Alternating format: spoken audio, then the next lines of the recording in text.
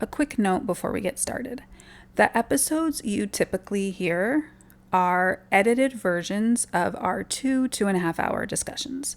But for season 1, episode 10, we realized that there just is so much to talk about. It would have been really difficult to edit down our conversation to our 50-minute episode length.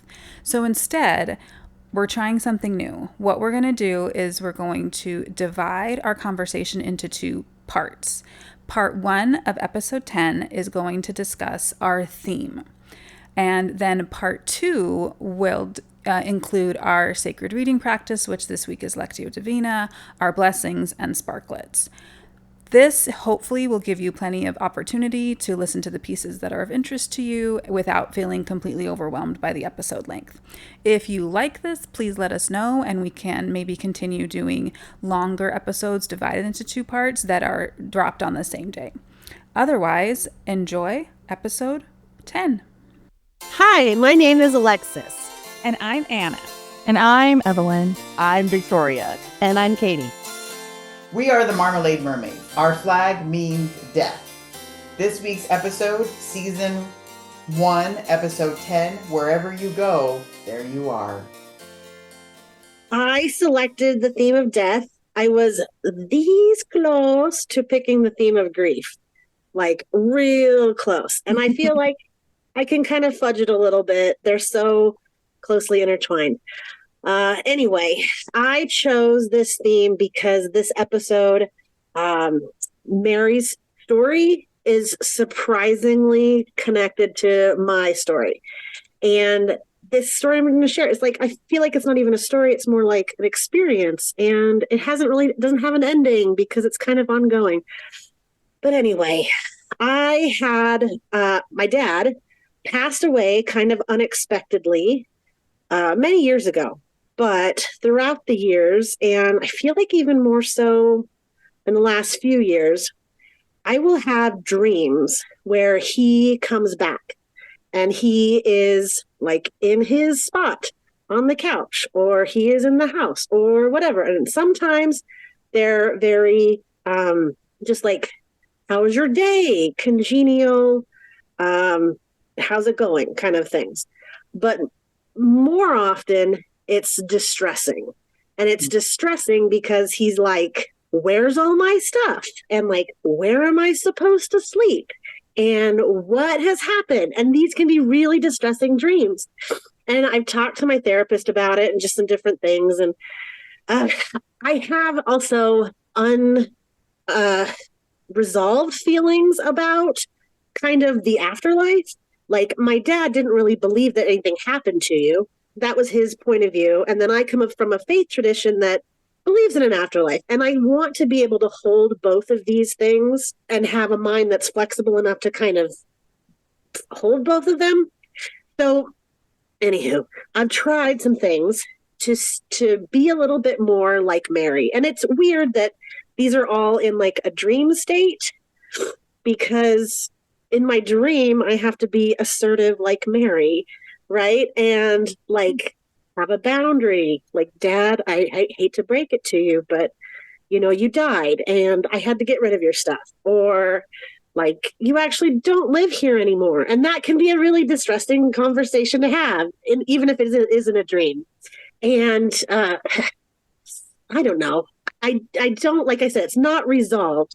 I just keep coming back to this, and to watch Mary and how she has that like uncomfortableness when Steed comes back, but then also how at the end, like, she has some appreciation and love in her own way for him, and like includes the two work together on his plan at the end. And it's kind of like a good resolution for the two of them at the end. So I just really liked that. And I guess that's my story. Anna, do you want to give us our 1 minute recap and remind us what happened in the episode? Okay, Mary's enjoying her life as a widow. Steed shows up alive and he's ruining it. Ed is on the revenge, sick but doing well. In his cabin, Izzy's keeping it all together and not telling the crew. Mary is going to have an art show. Steed learns about Doug, Mary's painting instructor, and learns that Mary's going to keep the name Widow Bonnet. His kids are confused and pretty unhappy to see him. Lucius finds Ed in the pillow fort and helps him work on his song lyrics. Steve finds out he's painted out of the picture of him and his family. Olawande finds out Jim is back and they hook up. Let's see. Mary finds out a solution for her Steve problem, which is that murder is a natural cause. Ed wants to have a talent show and he's cool with people calling him Ed. Izzy threatens Ed. Steve threatens Doug. Ed tries to kill Lucius. Mary tries to kill Steed. Steed teams up with Doug and Mary to fake his own death. Ed cuts off Izzy's toes, destroys Steed's stuff, abandons Steed's crew, and recruits Jim and Frenchie. Steed finds his crew, and Ed finds a new. That was good. Ed finds a new purpose. Sorry, I've had it to a minute. I guess it took longer than I thought. Anyway. Oh, that was so well done. I couldn't even say anything. It was just, yeah. Mwah. What did you ladies see in the episode for death? If I could, mine is, as you were talking about your story, I wrote down basically one note because I just got stuck on this thing. Just when you started talking, I'm like, oh my gosh, my head is so in the same space. As the episode gets started, I realized that I wasn't quite sure how I want to think about death in general. And you could definitely make a drinking game out of this week's episode with the word death, as we're talking about like what they're working up to. But the thing that immediately struck me were multiple people coming back from quote unquote death. And I was really struck by Blackbeard, right? I think the assumption, he's gone. And so it's a type of death, right? And then he comes back and he's different. And then how are people received when they come back from the dead, right? And so he's received and he comes on just as normal. And everybody's like, yep, we'll just start what we're doing, go back. Jim comes back, I think, from a type of death, right? Because Olawande knew where Jim went, but it was a welcoming back. And so in my mind, I aligned all of these with coming back from the dead kind of thing. And so I just love that because that was also like a welcoming but different kind, more warm, right? Blackbeard coming back is we'll just get back to business and, as things as they were. And then Jim coming back from death is just this very warm, right, loving moment between Jim and Olawande, which I love. And then, of course, like Steve coming back from the dead. And so that was just something I really enjoyed thinking about. And then thinking about your story, I'm like, oh my gosh, this is the same thing. Like, what is it like when you come back? And things of either they keep moving along, or do they reset to you, right? Are you the center of the world, or is there like a new version now that you're back? So that was what struck me immediately about death here. Beyond, like I said, I could make a drinking game out of this week's episode, but just that idea of people coming back from the dead I just saw as this theme, and it was very interesting. I think Steed comes back to his life, quote unquote, with Mary and the kids. And he has a reverse, it's a wonderful life. Like, look, George, everyone is better off without you. And Steed takes that and says, oh, okay. And accepts it with a lot of grace. He is a little bit snarky and he has some, not massive aggression, passive aggression. But he is able to get to this point of real grace in saying oh, these people are okay if I'm dead. I can go do the things that mean freedom to me and that mean life to me. And they're going to be fine and have a good life. I don't know that that's really the way anything would ever work. I don't know that these kids are going to grow out without, and poor Lewis, he doesn't even know who this dude is. And now he comes in and he's going to pretend he's dead again. But, But it makes me think about Lucius's comment to Ed when he asks, what if it's not a death? What if life just begins again? And that makes me think, to your comment, and then what Victoria was talking about, and then, Alexis's story of, death is scary. It's part of the life cycle of everything. But when I was teaching, what I would really try and teach my kids, because we covered the life cycle, that was what we talked a lot about for science, was that, death is the beginning of a new cycle. So if you're looking at anything, yes, death is really hard, but it doesn't mean stop. It just means you're starting something brand new. And so death in and of itself can be really fruitful for this new process that's about to start, whatever that can mean. And I think I see examples of that where Steve's leaving, and then there's all of this growth that happens in his family. And I think that's very different from Ed's experience of trying to work out his relationship to death. I think the song is really interesting, or the song lyrics are really interesting, where he's talking with Lucius and it's about holding on, like hold on, hold on, hold on. And then Lucius makes this comment. And then when Ed sings his song, it's all about like, let go, just let go, let it all go, because life is death and it's going to be this hard, sad, like life is a hard, sad death. Like that's where he ends up. And so it seems like it's this death that more embodies the Kraken, which he names like, I am the Kraken. And I looked up like exactly what is the Kraken. And the whole point about the Kraken was, in the way of the mythology evolved, was it's about pulling things down. So like these tentacles are coming up and it's like pulling things down into the depths of the ocean. And there isn't this possibility of like regeneration in the same way. So anyway, those are all my random thoughts, but this is a really compelling episode for this theme. I just feel like there's so many things you could talk about, but those were some of the things that struck me.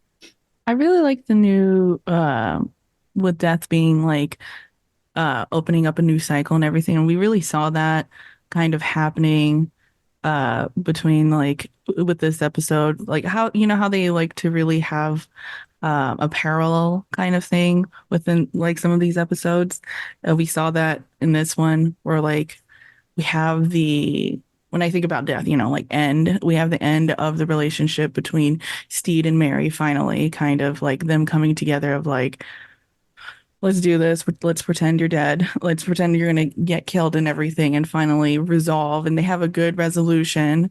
And then on the other half, like we have the end of Edward, basically. And it's such a bad, bad thing and all that stuff. And it's like, it's kind of interesting to see Steed coming to like this person that he's finally accepting who he is. And then on the other half, Ed we have Ed reverting backwards and everything, becoming the villain that everyone views him as. So those were my thoughts. I really like the new cycle of like, sometimes when it comes to death, like especially in this episode, we see like sometimes when it comes to an end, some like new things, good things can happen. Other times, sometimes can really affect people negatively in some way. Yeah, for sure. That's a really good point. And kind of this like death and resurrection theme of like coming back. I feel like the scene where like Izzy recreates Blackbeard, but worse than ever before. And it reminds me, like Katie has taught me, maybe you could say it better than me, about like depressive events and episodes. Would you say more about that? I learn a lot about this because I've experienced it. But when you have depressive episodes, each depressive episode kind of sets a new trench that you can fall into. So I think of it as grooves on a record. Okay. And apparently back when you had records, you could, if you played the song over and over, it could carve like a deeper groove, right? So each depressive episode you have tends to get deeper. So if you think of it, that you're just like going along, and then something where before you would go into a little bit of a depression, now your brain waves, your neurological, I'm not a scientist or neurologist, but your brain pathways it's easier for you to slip into that deeper groove now than it ever was before. So every single time you have a depressive episode, you can get more depressed in a quicker way. And you just have to really learn to be mindful and have strategies to get out of it, or you live in a pillow fort. Yeah. And that's what happens. It just gets a darker pillow fort every time. So I don't think I said that well, but No, that was it. Because I was looking like, yes, death, we see it a lot, but I was also looking at grief and just these different stages of grief. And we see probably the best example is Ed going through these different phases, and he goes through a depression and he has a little bit of acceptance. Like there's just some different things that we see from him. So thank you for sharing that. well, it's to me, it's a really, some people will say, like, if you're a person that struggles with depression, I think one of the comments that sometimes you'll face is that people be like, that's morbid. And if you struggle from depression, it's not morbid. You're just wired to kind of think that way. And the longer you live, the more tangible those thoughts become, the quicker they are, right? And it's not a bad thing or a dark thing. It's just how your brain is wired. And it's helped me. This episode really helped me think about it. There's a Killer's song, and Brandon Flowers in it says, "We're all gonna die." Like, kind of, he's not screaming it or angry. It's just like a declaration. And that's one thing that we know is really true, right? That we're all going to die. So, because I have this ability to have a lot of life and death thoughts on a frequent basis in my brain wiring, it makes me think, how are we treating people while we're alive? Like, what kind of life are we living? And for me, human connection is really important. And having people told that they're loved and cared about and treated that way is really important, because we're all going to die. So what matters to me is, how am I treating people while I'm alive? And Izzy thinks that that should be something very different than what Ed thinks. So the Kraken is reborn. Yeah, thanks for sharing that, Katie. I think I didn't know that. I didn't, I think I would go back now and watch this episode with that, just thinking about that frame of the Ed and Izzy relationship specifically, of how Ed is trying to experience his grief or loss in a specific way. That Izzy is not isolating him, but Ed's kind of, I'm going to be in this cabin in my pillow fort, and Izzy's like, oh, he's sick, and that's the story we're telling the crew. And Frenchie questions it. He's like, he's sick, but he's fine, and he's like, yeah, sure, that's fine. And so he doesn't really want to go into it. He pulls Lucius in, but then tells him, like, swears him, you can't tell anyone what's going on. You can't tell him that Ed's kind of experiencing these things. And then Lucius shows up in this really lovely scene when he goes into the pillow fort, and he's like, okay, so I'm just, again, like, Lucius is really good about holding space for people in their experience. And that Ed then, in expressing those feelings, wants to share it and wants to talk about it and wants to kind of let people know where he's at. And the crew seems like they're really open to that idea of, like, yeah, we should all just be able to express ourselves and have this connection in whatever we're feeling. I love how Buttons says, like, whatever, like, my genius won't be translated into human language. And it's like, that's amazing. Let's go. Like, this is wonderful. And then you get the following scene with Izzy and Ed, where Izzy, again, like, awakens the Kraken deliberately. And then everything that kind of comes after it, and then kind of leads into season 2. So again, there's so many thoughts there. I don't really know what to do with it all, but I like using that as a way to kind of have an entry point into maybe the experiences of all of those people around, these specific things that are happening on the Revenge. I liked that part with Izzy talking about, like, oh, he's under the weather. It felt like that's what we might tell someone if someone was dying slowly.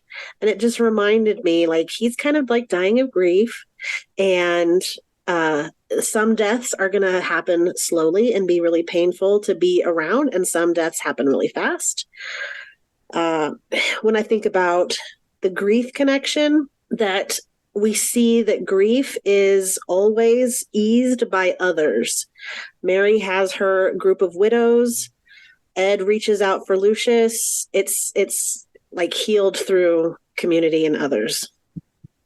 Yeah, that made me think of I looked up the etymology of death, and what struck me was it was defined as a process, an act, or a condition of dying. And so I thought about the difference between those things, where an act is a single event, a process is several events or several steps in sequence, and then a condition is, a particular state that, you're subjected to because of a process. And I wasn't really sure what to do with that when I was watching it, but now I have this conversation to kind of help me think through again, like where can you see it as a singular event? When can you see it as a process? And then when you can see it as like this underlying thing that has maybe been there and will be there for a while. I didn't mean to have all of my themes be tarot cards, but this one is also a tarot card. And I appreciate that this one has multiple meanings, and it can be just the end of a cycle, a change.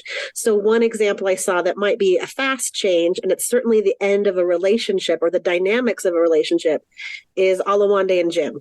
Like they have a moment where that old relationship has died and they have a new dynamic. And so that can be a fast, positive death. I wanted to say at this point, because I really agree with you, Alexis, about how like when dealing with death and everything, how it's really important for community wise.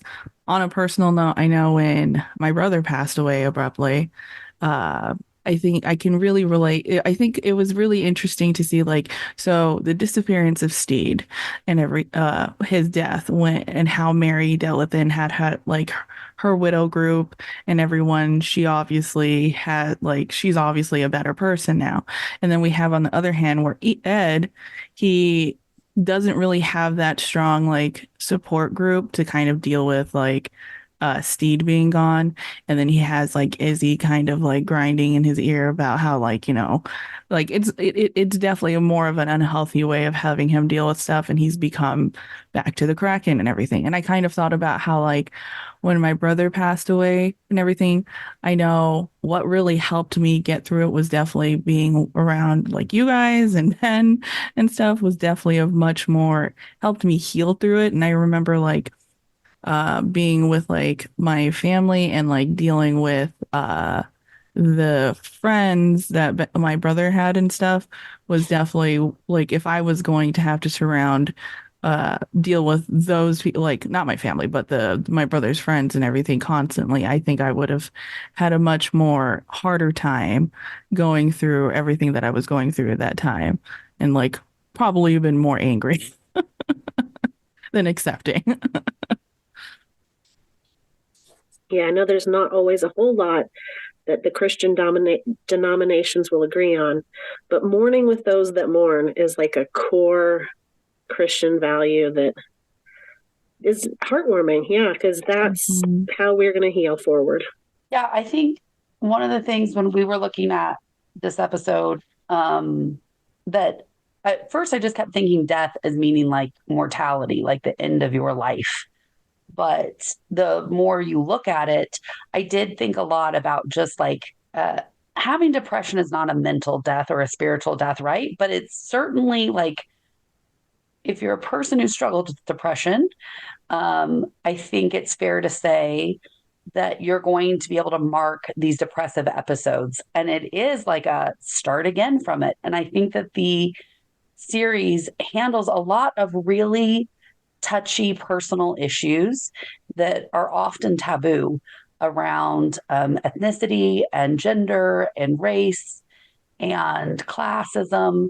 And I really appreciate the way that they've handled, I think, mental health here in this way of us stigmatizing it and saying oh, they're feeling sick. Oh, they're feeling under the weather. No, you can't get out of your blanket for it. And it's not just get up and get over it. He's in a dark depression.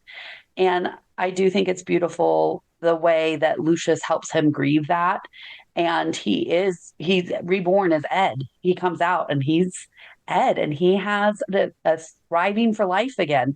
And that's quickly ends, much like his Zen period at the work camp, right? But then this is not a really special thought, but I just kept thinking, where are we seeing personification of death?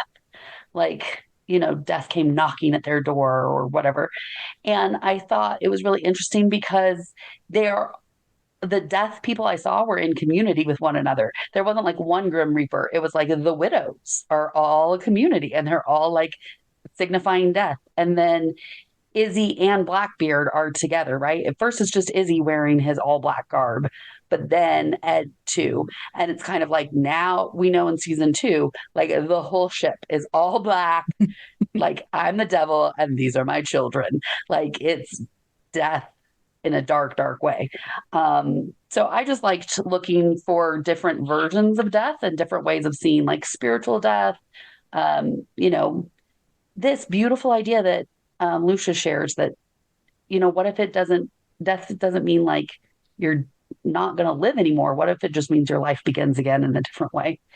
Even if that way is not a good way, it can just begin again. That's interesting. That makes me think, because there's a couple of things you said, and as I'm kind of putting all this together, one of the things that really struck me was that scene between Izzy and Ed when he pushes him and we see Blackbeard emerge. Taika's performance is phenomenal because you see the change in his face from when he's Ed and then Izzy provokes him and then he becomes Blackbeard. And in my opinion, as Izzy turns his back and then leaves Ed in the room, Ed returns. You see Ed's face again.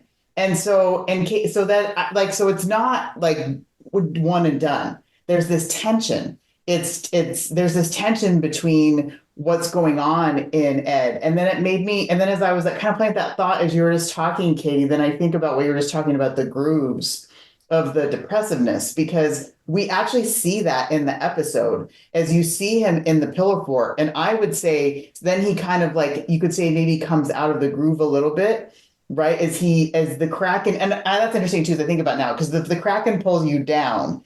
For this, the Kraken actually pulls him out of the groove, but then still down, right? And so there's a lot of tension between what's going on for Ed and Blackbeard's journey. And I would say we know it's not done because then we get that scene with him in the room by himself, sobbing. He's sobbing, which now, to your point, now I think that groove is even deeper than the one he was in when he was in the pillow fort, right? And so, and as we see like the darkness, right? And then in a different type of groove, I think we do the same thing with what you're talking about with the Kraken as well. Because the Kraken is a form of grief and death and depression as well. Because that represents this whole thing with his dad, right? And there's this part of him that he hasn't reconciled. And so we see those grooves get deeper as he comes in and out of these different grooves and the playing with them, because we see Blackbeard, which we had heard about before, but as the viewer, we hadn't seen this before. And so that's interesting too, as I'm talking, I've been playing with this and Ed's journey and Taika's performance, because it's not just what he's wearing. I couldn't believe the way his face changed. And so we get to see him, right? Because then what do we see him do? We see him go into the Kraken groove and do something horrible, and then immediately goes into the depressive groove and he's sobbing uncontrollably in this room that he just emptied out, right? To try and get rid of Steed. And so, which maybe that's what that represents too, right? That tension between he's trying to push Steed out and be Blackbeard, and then a deeper, darker version of Blackbeard, and then also like grieving this. And that is like, talk about depressing. He's so lost in so many ways, and you really feel that not only with the writing and what's being depicted, but Taika's performance just really reinforces all of what's going on with his struggles. And the music. We have to add the music. There are 3 episodes of bangers that they just like play them so well. And that avalanche comes in and you're like, yes, this is the darkness of the soul. Thank you. Was that Leonard Cohen? I don't know. But the music, it's just, Alexis talks about this, like cinema is the most pure art form because it can engage all of these senses in a way that is really immersive.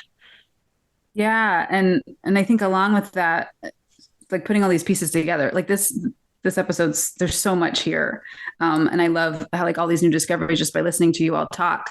But thinking about before that moment where we're talking about the tension between the handkerchief and then the painting, because the handkerchief we've seen before Ed uses it to comfort himself when the French officer or whatever is like insulting him. He goes to Steed's room and he's kind of like holding it, and you understand this is really important because of his history with it and everything. And then we have a moment again with it with Steed.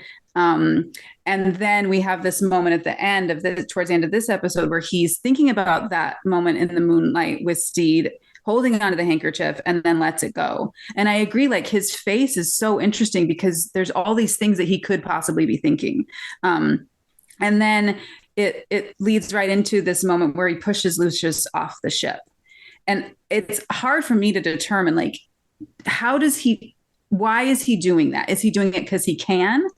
Is he doing it because Lucius saw this expression of his when he was in the pillow fort? And that's what I think it is. I think it's because Lucius saw the vulnerability and he's like, okay, get rid of this. And Ed thinks he killed Lucius. I mean, Ed thinks and then he tells Izzy like he's dead. And so it seems like, again, like this trying to remove those things that were maybe helping when he was getting into these grooves. The handkerchief was there, like talking to someone was there, like, Evelyn had said, and he's kind of like distancing himself from these opportunities to maybe find support. And then he clears out all of Steed's stuff. And then Izzy says that Blackbeard wants no trace of Steed's old dross, like his rubbish. And in Izzy's mind, that's true, I believe. But then you find out that he didn't get rid of everything. Like the painting is still there. And the painting is something that's really significantly important to Steed. Ed knows the story behind it.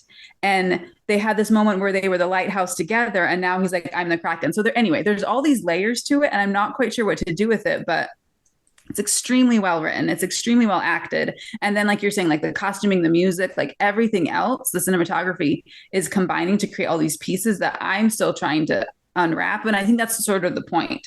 Like you can find all these different layers within this experience, and you can just keep watching it again and again and find more. And your own experience is going to help color, how you interpret what's happening with these characters. Yeah, that's just what I was going to say, is that we bring so much of ourselves to our interpretation of it. I was going to say, I feel like Ed wanted, I think Lucius was the one was supposed to help him out of those grooves. Like he was gonna be the positive, like experience that will help Ed kind of heal through this breakup. And I think Ed, because like when it comes to breaks, I feel like there could like some people really handle it all differently, and depending, I guess, how the relationship went and stuff. And some people can like really wants to hold on to the anger and the like frustration and all that stuff. I think Ed ended up choosing, because it seems like Ed came to a point of like choosing what he wanted to do and stuff. And so he wanted to kind of choose the negativity. He chose to keep some things that will remind him like this like sadness. He chose to toss Lucius, who could help him actually feel better, because we saw it was Lucius, like his conversation with Lucius was what brought Ed back out and sing this song and like feelings and everything. And so he's just choosing to be like angry and frustrated and just be in this like really just stay in the groove. That negativity is how I kind of viewed it. Yeah, I think there are these decision points. There are multiple decision points in what's happening with him. And I don't know if that's something that he actually has that many choices. But the choices he does make absolutely are kind of creating this other outcome that's going to be ultimately causing him more pain, because he's just isolating himself more and more. I mean, even though Izzy is excited Blackbeard's back, what Blackbeard's doing is actually isolating himself more and more from even Izzy, who was like his stalwart, who was his right hand. And so I think there's this destruction of that relationship that's already beginning, and I don't think Izzy understands that yet. He doesn't recognize that for what it is. But to your point, Evelyn, that there's this moment where Blackbeard says, he's kind of doing all these things like getting rid of the crew and everything, and he says on to the next. And my question is like, next what? Like, what does he mean by that? I mean, I know what happens in season 2, but I'm like, what does he mean in that moment? And it's really perplexing because, again, how the character that you've seen before and the tenderness and the desire to become Ed has now been subverted by Blackbird, and we're getting to see like Blackbird and who Blackbird is. And so it is terrifying in the performance, because like this guy really seems like he could be capable of anything, because these decision points he's making just kind of lead him further and further along this path. But again, they're a reflection, I think, of his pain, and maybe he feels like he doesn't have any other choice. I don't know. He's really numbed himself to everything, right? And like you see the Ed we meet, or the Blackbeard, I guess, we meet at the beginning of the season is a little Peter Panish, like mischievous, bored, looking for an adventure, looking for something different. And then I feel like it's the first episode we meet him, which is what, episode 2 or 3? Anyway, he says like, oh, death, we haven't tried that. Like that would be an interesting adventure kind of thing. And it went from this, like, I'm having a difficult time and I'm struggling, to like, I really struggled and I just want to die, which I think to me, that's what the pillow fort. I really relate to that experience. Like, this is just where I'm at. Like, you can record my music.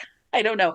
I think if you've been there, you've had those moments where you're like, don't people know to not leave me alone right now? Like those really bad times. And then he emerges from it. And I think that I like our conversation, because I really think Lucius does represent, the whole crew is very supportive of him, being this different person, but Lucius does represent of, I'm someone who can help you, and I'll hold the space for you to heal. And that's a hard road. That's going to require some growth. And Izzy's just helps them sink back in, and he numbs himself to everything.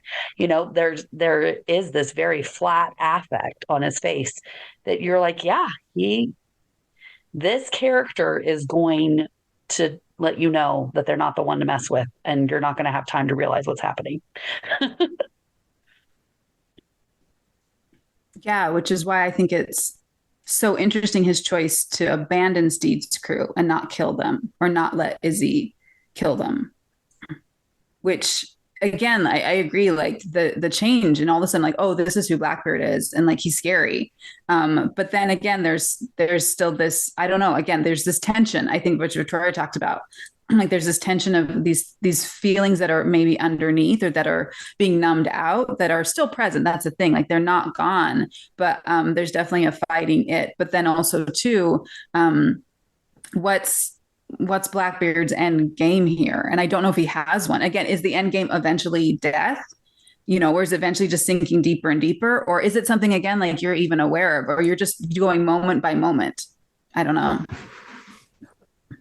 When season 1 ended, I've really liked Taika Waititi. I love Flight of the Conchords, and that's how I originally knew about him. So this is a long time of me like, this is a cool kid, and this is an actor I like, and like, oh, look at this, and work that he's done that I really like. But I'll tell you, and Alexis can agree, that when season 1 ended, I was like, if Lucius is dead, I am not watching anymore. I am done. Because Lucius, that was the intention, was to kill him. Everybody else, it was to like let them kill themselves or die of starvation or whatever, probably dehydration first, but he wanted Lucius to die. And like, we all love Lucius, but if we're going to be honest, he doesn't seem like a survivor. He's not like this scrappy guy who's like, I'm going to fight my way out. He's like, I'm going to talk myself out of doing chores. So I had a thought a little while ago, and I hope I don't regress our conversation, because I like some of our directions here, but I was thinking about the scarf and the painting, and I feel like a third really important tangible object is the orange. I saw, like, we bring so much of ourselves to it. So when I saw like the scarf thing, like that was something that originally belonged to Ed. So I feel like when he's getting rid of it, he is really getting rid of that Ed side of himself. Like, I can't be that person. Just like my mom said, I'll never be that person. But I think he kept the painting because that represents Steed. And it's almost like it's hanging above me. It's like watching me. It's seeing this. And then I think it's interesting that Steed also has a tangible object, that he has dinner and he's talking to the orange, right? It's something that he's carrying, and this is a grief informed thing. Like having a tangible object can help with grief, or it's something. I love that it turns into a connection with his daughter, that's going to be something that she's going to have this tangible connection to her dad, even when he's gone. So I don't know what more to say, but that's a thought I had. I wanted to say poor Alma, because obviously she was pretty pissed about him leaving. And then him coming back, and it's all like, oh. But then it was very cute of their little conversation when they were ripping up the fabric. Like, she's kind of like, okay. And then I want to keep a piece of you, so here you go. I want half of this. Lewis is just going to keep thinking Doug's hurting his dad. He's fine. Yeah, I think that it's great to parallel the experience of Steed and his family and then the orange with Ed and the crew, because it just, when you were talking, it brought to mind that, you know, you have this, everything's come to a head where Mary's like, okay, I got to get rid of this guy for real. But then she's also too like, you know, I want to get over tonight. Like, I don't want to wake up the kids. Like, you know, she's thought it out and she's great. But he gets to this point where they say they're talking to each other and he said, you know, we can't seem to stop hurting each other. And then he's like, I don't fit here anymore. Like, this isn't working. They really talk to each other and dissolve the relationship and say, you know, we're just really causing pain to each other, because Steve is not having a good time when he's back to his family. He's trying to help, but again, like, he's having some tough experiences. He's not handling it well. He's definitely being super snarky. But I do like that the resolution between the two of them comes from the honesty of how they're both feeling, and that, like, we're trying to force something to happen that isn't going to, it's just not working. We have different paths, different things that we want. And that's when they're actually able to talk about the people that both of them are in love with, you know, and talk about what love should be and what love could be. And then, you know, Steed is able to take that moment and then figure out a way to take care of his family, resolve things, and make sure, you know, Mary's set and has her life that she wants, and then he can go have his life that he wants. And again, I think it's really interesting because that comes, obviously, like you're saying, from the connection, and that being able to honestly say, this isn't working. Comparing that to Izzy and Ed, where Izzy's like, you're just, I don't even know who you are. Like, they should have killed you. Like, I don't, you know, this isn't the Blackbeard I work for. And again, like, comparing those two conversations, and just seeing like the results of both of those approaches. And that really comes from, I think, being able to let go, going back to this death theme of like being able to let go of what you thought the person was, what you thought the expectation was that you were supposed to, you know, meet by agreeing to this thing, that like, yeah, it's time to change. Like, this is over, this is done, whatever this is. And let's think about what can come next. Anyway, those are the thoughts that came when you're kind of really comparing Steed's journey in all of this, and how, yeah, it's just, you know, maybe sometimes the environment, the things that you have around you can also help determine, you know, like how you react when those grooves happen, and how those, you know, things, again, in a sequence, in a process, kind of one leads to another. Like, there are things that can interrupt that and things that can help you with that. But then also too, you can turn your back on those things and say, like, I absolutely don't want that, or I don't want that right now. Like, now isn't the time for that, in order for me to be able to fully process. Anyway, this is all to say grief's very complicated, and there's a lot of ways to go about it. I saw another parallel reminding me of what you said, that I feel like both Steed and Ed were able to choose their death, like metaphorically, but like Steed chose the manner of his disappearance death. And I love that he ends up totally liberated. You could see him on the shore. He has freedom. There's possibility. It's full of hope. It's wonderful. And then Ed chooses a kind of death too, and becomes Blackbeard. He is the Kraken. He's like put away the Ed there. And I don't know if he feels the same liberation. I don't know. Maybe that's like on to the next. That's his, like, that phase is gone. And, you know, that could be his liberation. But I thought there were a few characters that I saw. Yeah, death is liberation. married certainly felt liberated. And what a beautiful send-off Mary gave. Like, oh, I know that like Steve did his muckery, right? To make it a death, like he is not coming back.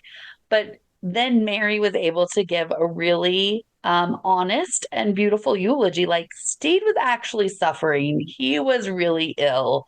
So this is probably better for him. And even though he could be really quite annoying and we didn't really like him all the time, he was a lovely man. And, like she knows that he's still alive physically, but that idea of, I don't know, Alexis, but your dad's phrase was like, we're all just a fart in the wind. Like if that's really what's happening, like long may he roam, like let that scent linger, go out there. And yeah, I just liked the long may he roam. I thought it was a really lovely eulogy. Yeah, I think it's an important point that sometimes maybe the being able to let go is not you, it's the people around you not being able to release you from whatever their expectation or story or connection is to you. And so I really like that, focusing on that Mary releasing Steed, because then that makes me think of the end of season 2 where Ed gets released. And that's when freedom comes. Like you can do a lot of things on your own, but it also too, if we're saying that the relationships are so vitally important to, everyone's experience, then it also is, is the other person able to kind of let you go, to say goodbye, to like let whatever it is come to an end and close so you can move on. Yeah, it's definitely complicated, but yeah, I like that, thinking about Mary's part in letting Steve have this new life. Cause yeah, he looks amazing. He looks incredible and he's ready to go, get Ed back. And we'll see how that goes. All right, that is it for episode 10, part 1. If you would like to listen to our sacred reading practice, which this week is Lectio Divina, and our blessings, you can find those on episode 10, part 2.